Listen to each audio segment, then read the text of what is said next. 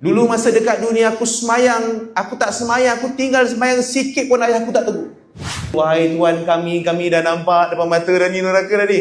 Kami dah dengar gelegak-gelegak api neraka dah ni. Sekarang ni boleh tak kembalikan kami ke dunia untuk kami dah nak beramal soleh. Sekarang kami dah yakin. Tapi Allah kembalikan tak ke dunia? Tak. Sebab apa? Sebab dunia pun dah tak ada dah. Waktu tu. Apa lagi cara untuk selamat daripada neraka? Sebab pahala tak banyak ni. Satu-satunya cara yang boleh buat adalah kena ambil pahala orang. Nak ambil pahala ke orang macam mana pula?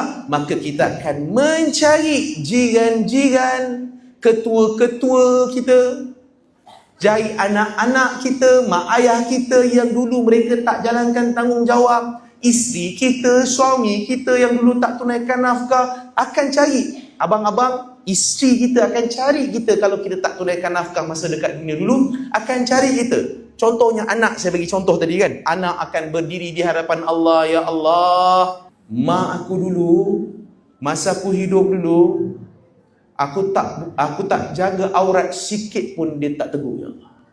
Dulu masa dekat dunia aku semayang, aku tak semayang, aku tinggal semayang sikit pun ayah aku tak tegur. Dulu masa aku dekat dunia dulu, mak ayah aku tak ajar aku fardu ain pun. Walhal itu adalah kewajipan untuk aku dapat ni. Fardu ainnya apa dia? Ilmu tauhid, ilmu fiqah, tasawuf. Ini semua wajib mak ayah bagi pada anak-anak. Ya Allah, mak ayah aku tak ajar pun benda ni, ya Allah. Hari ni aku nak tuntut, ya Allah. Apa jadi waktu? Maka Allah akan panggil mak ayah ni. Dan apa jadi? Pahala-pahala mak ayah ni akan diberikan kepada anak-anak ni. Dan bukan itu saja. Ingat tak tadi jiran tadi saya sebut tadi tu? Berapa buah rumah? 40 buah rumah. Kanan saja. Kalau kanan saja pun dah sangkut dah. Ini kanan, kiri, depan, belakang, apartmen, atas, bawah, tuan-tuan, sangkut tuan-tuan. Banyak benda sangkut.